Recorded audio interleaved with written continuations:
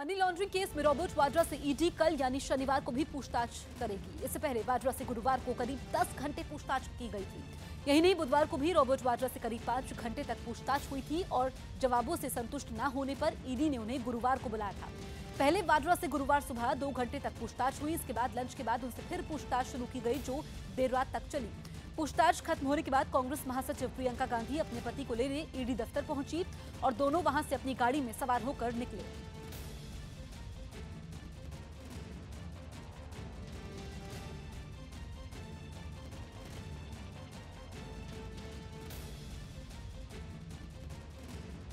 और इस वक्त रॉबर्ट वाड्रा के घर से हमारे साथ हमारे सहयोगी अनुराग ढांडा मौजूद हैं। कांग्रेस ऑफिस से जुड़े हैं संदीप बोल, ईडी ऑफिस पर मौजूद हैं दीपक बिष्ट और बीजेपी ऑफिस पर है रवि सिंह। सबसे पहले हम दीपक बिष्ट के पास चलते हैं। दीपक, करीब 15 घंटे तक 2 दिन लगातार रॉबर्ट वाड्रा से पूछताछ हुई है, तो शनिवार को फिर से पूछताछ होगी। क्या ये माना जाए कि रॉबर्ट वाड्रा के जवाबों से ईडी संतुष्ट नहीं है?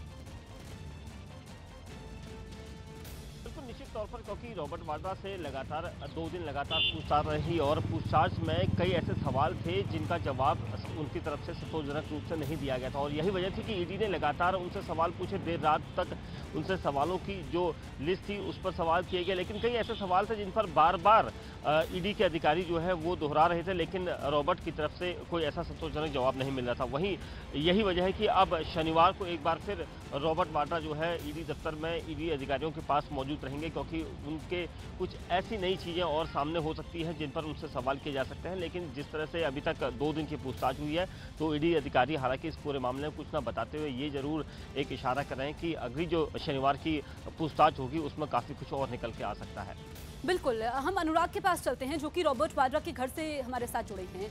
अनुराग, रॉबर्ट वाड्रा की मुश्किलें यहीं पर कम नहीं हुई है। शनिवार को तो फिर से पूछताछ होगी, 12 तारीख को ईडी उनसे जोधपुर में पूछताछ करेगी। देखिए, बिल्कुल ये सिलसिला लंबा चलने वाला है, क्योंकि कंप्लेंट्स जो है वो कई जगह से हैं और कई मामले हैं अलग अलग। अभी फिलहाल एक मामले में पूछताछ चल रही है, जो लंदन में उनकी प्रॉपर्टी जो कहा जा रहा है, दावा किया जा रहा है कि उनकी कोई प्रॉपर्टी है, उसको लेकर के पूछताछ चल रही है। लेकिन कई ऐसे मामले हैं जिनमें कई एजेंसीज में मामला चल रहा है और पूछताछ ये चल सकती है, क्योंकि अब इसको इस तरीके से देखा जा रहा है कि एक पॉलिटिकल पूछताछ है और जिसमें सरकार दबाव बनाने की कोशिश कर रही है और कांग्रेस भी इसको उसी तरीके से इस्तेमाल करने की कोशिश कर रही है। फिलहाल मैं आपको दिखाऊं कि हम रॉबर्ट वाड्रा के घर के बाहर मौजूद हैं। अभी यहाँ बिल्कुल शांति है, कोई हलचल नहीं है, तो अभी कोई मूवमेंट फिलहाल नजर नहीं आता है कि कहीं निकलना हो या किसी को यहाँ पर मिलने के लिए आना हो। हालांकि आज दिन में उम्मीद ये जरूर है कि रॉबर्ट वाड्रा अपने वकीलों से मिल सकते हैं, उनसे सलाह ले सकते हैं कि किस तरीके से इस सुनवाई में उनको आगे बढ़ना चाहिए और किस तरीके से वो डिफेंस लेते हुए अपनी सुरक्षा सुनिश्चित करते हुए वो तमाम सवालों के जवाब तमाम एजेंसियों के साथ कॉपरेट कर सकते हैं। और जहां तक आप देखें, अगर कि 16 तारीख तक की छूट दी हुई है कोर्ट ने कि तब तक कोई गिरफ्तारी इस मामले में नहीं की जाएगी, एंटीसिपेटरी बेल मिली हुई है और उसी एंटीसिपेटरी बेल को अगर आगे बढ़ाना है या कोर्ट को सेटिस्फाई करना है तो फिर रॉबर्ट वाड्रा को कॉपरेट करना होगा तमाम जांच में। और वही फिलहाल रॉबर्ट वाड्रा की तरफ से कोशिश चल रही है, जबकि कांग्रेस और प्रियंका गांधी की कोशिश ये होगी कि इसको कैसे पॉलिटिकली इस्तेमाल किया जा सके, कि सरकार परेशान करने की कोशिश कर रही है, वो सिर्फ इसलिए क्योंकि प्रियंका गांधी के पति हैं रॉबर्ट वाड्रा और गांधी परिवार से इनका संबंध। बिल्कुल अनुराग, जो आप बात बता रहे हैं इसी से हम संदीप बोल से रिएक्शन ले लेते हैं, जो कि कांग्रेस ऑफिस से जुड़े हैं। संदीप, हमने देखा कि जब दोनों दिन रॉबर्ट वाड्रा से पूछताछ हुई तो प्रियंका गांधी उनके साथ थी, तो क्या कांग्रेस जो ये कह रही है कि बीजेपी इसे हथियार के तौर पर इस्तेमाल कर रही है, कांग्रेस बिल्कुल भी इस मामले को लेकर के डिफेंसिव नहीं होना चाहती है?